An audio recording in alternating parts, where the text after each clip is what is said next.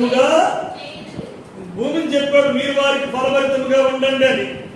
సంఘానికి అంటున్నాడు, సంఘమా నీవే ఈ భూమికి ఫలభరితంగా మారిపోవు.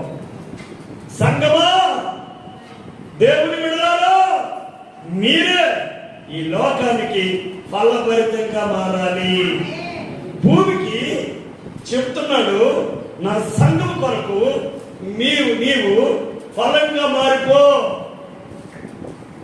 మనం చదువుకున్న మాటలున్నాయి కదా, నా సంఘం కొరకు పర్వతములారా, ఫలభరితమైన వృక్షములారా, నా సంఘ బిడ్డలు నీ దగ్గరికి వస్తారు, వారి కొరకు నీవు ఫలభరితంగా మారిపో.